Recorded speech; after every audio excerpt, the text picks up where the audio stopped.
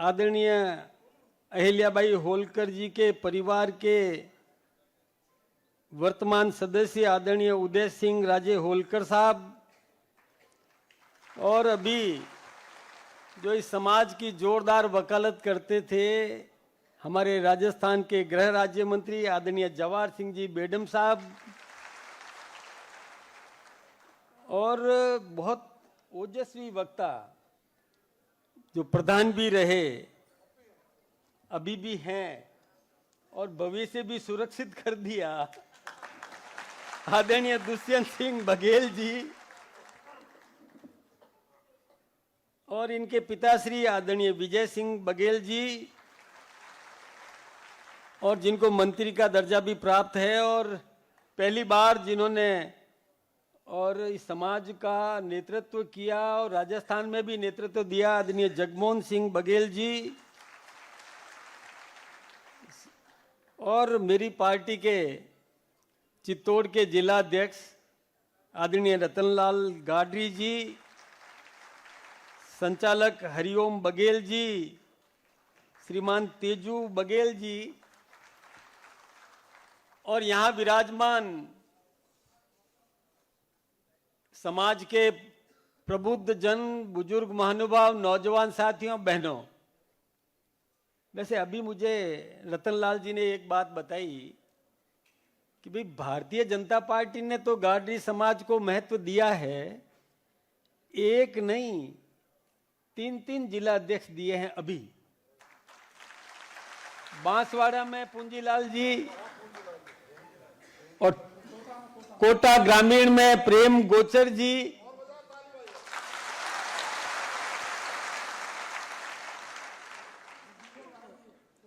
और अब पता नहीं कि इस गूदड़ी में कितने लाल छुपे हुए हैं, कौन कौन अपनी प्रतिभा दिखाएगा, ये भविष्य के गर्भ में है। और निश्चित रूप से मुझे लगता है कि ये समाज अब जागृत हो गया है। ये समाज वास्तव में देखिए, वैसे तो पुण्य श्लोका आदरणीय अहिल्याबाई होलकर जी जिन्होंने 301 वर्ष पहले जिनका जन्म हुआ और जिन्होंने समाज में कई ऐसे ऐसे कीर्तिमान स्थापित किए उस समय, यानी ये तो सब आपके सामने कई वक्ताओं ने बताया कि कितना संघर्षपूर्ण उनका जीवन रहा। उन सब के बावजूद जनता जनार्दन की सेवा के लिए, अपनी जनता के सुख दुख के लिए उन्होंने कितने संघर्ष किए, ये इतिहास में वर्णित है और हम सब जानते भी हैं। कोई कम बात नहीं थी उस समय। महिला शिक्षा को बढ़ावा देने की बात करना 300 साल पहले, लगभग 250-300 साल पहले कोई कम बात नहीं थी। और वीरांगना थी वो, कई युद्ध भी लड़े, दुश्मनों के दांत खट्टे करने में भी वो पीछे नहीं रही। हम लोग तो प्रातः स्मरण उनको करते हैं। अपने में से भी कई हमारे संस्कारों के लोग हैं जो प्रातः स्मरण जब बोलते हैं तो उसमें उनका नाम भी आता है। उन्होंने कई ऐसी बावड़ियां बनाई जो आज भी पुरातात्विक महत्व रखती है। कई पर्यटक आते हैं उन बावड़ियों को देखने के लिए। ऐसी ऐसी बावड़ियां उन्होंने निर्माण कराई उस समय। आज तो तकनीकी विकसित है, लेकिन उस समय कर देना बहुत बड़ी बात थी जो अहिल्याबाई होलकर जी ने करके दी। मैं एक कथानक मुझे याद आता है। हम तो प्रतिवर्ष मनाते हैं। पिछले वर्ष एंटरटेनमेंट पैराडाइज में अपन ने कार्यक्रम किया था और हमारी भारतीय जनता पार्टी के राष्ट्रीय अध्यक्ष आदरणीय जेपी नड्डा जी उसमें मुख्य अतिथि के रूप में आए थे और कार्यक्रम किया था। हमारे देश के प्रधानमंत्री आदरणीय नरेंद्र मोदी जी ने भी आह्वान किया कि ऐसी वीरांगना की गाथा निश्चित रूप से हमारे पाठ्यक्रम में सम्मिलित की जानी चाहिए। नई पीढ़ी के नौजवानों को, बालकों को यह सब शिक्षा देने की जरूरत है कि हमारे पूर्वज किसी से कम नहीं थे। दुश्मनों को मैदान छोड़ने के लिए जिन्होंने मजबूर कर दिया, विकास की जिन्होंने गंगा बहाई, उनके प्रत्येक काम से हम सबको बहुत कुछ सीखने को मिलता है।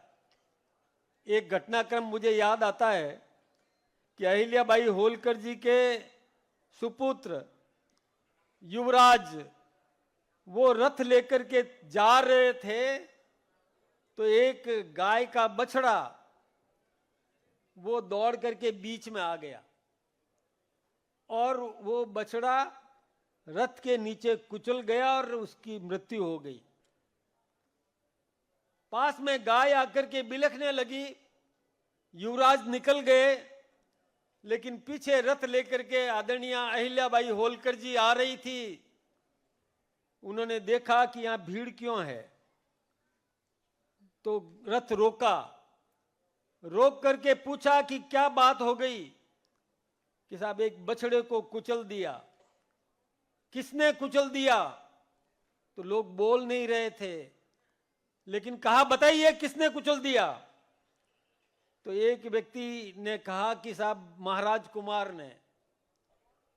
तो वो गई सीधी महल के अंदर और महल में जाकर अपनी पुत्र वधू को बुलाया। जिस राजकुमार ने रथ से उस गाय के बछड़े को कुचला, उन्हीं की पत्नी को बुलाया कि बेटा न्याय करना है। मैं भी न्याय की प्रशंसा करती हूं और उम्मीद करती हूं कि तुम भी, और न्याय प्रिय है तो न्याय करना है, बताओ। बोले किसी ने किसी के बेटे को कुचल दिया हो तो उसको क्या दंड देना चाहिए? तो पुत्र वधू ने बताया कि उसको भी कुचला जाना चाहिए। अब आदेश दे दिया तो महाराज कुमार को, जो राजकुमार को वहीं पर जहां गाय का बछड़ा कुचला गया था वहीं बिठाया और बिठा करके कहा सारथी को कि रथ चलाओ। वो तैयार नहीं हुआ, उसकी हिम्मत नहीं हुई। दूसरे को डांटी दी कि चलाओ, उसकी भी हिम्मत नहीं हुई। तो खुद रथ पर बैठी और रथ पर बैठ करके रथ को हाँका। सबके दिल दहकने लग गए, धड़कने लग गए। एकाएक गाय बीच में आ गई। गाय बीच में आ गई, कहा इसको हटाओ। वो हटने को तैयार नहीं।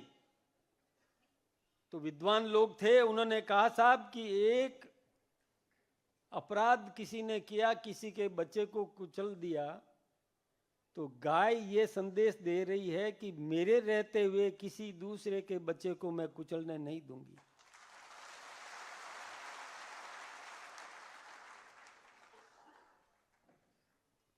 यानी ये देखिए कैसा न्याय प्रिय। उस जमाने में आदरणीय अहिल्याबाई होलकर जी ने कैसा संदेश दिया समाज को कि अपराधी कोई भी हो, न्याय न्याय है, न्याय दिलाना है, न्याय देना है।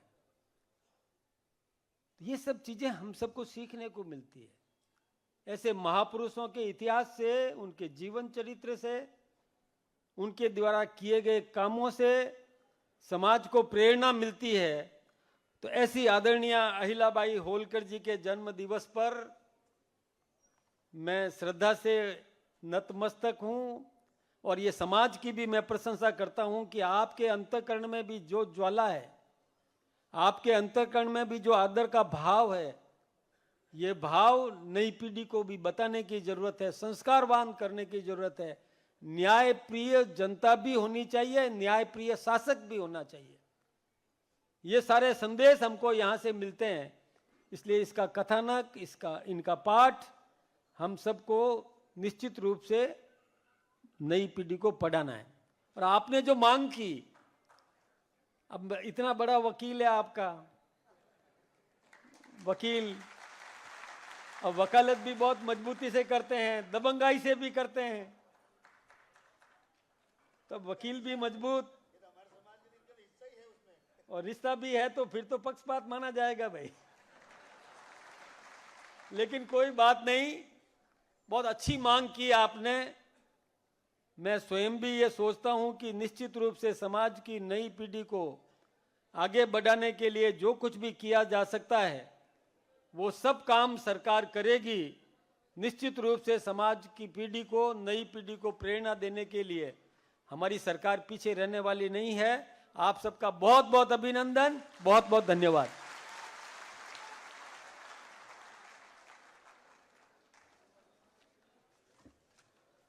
बहुत बहुत धन्यवाद।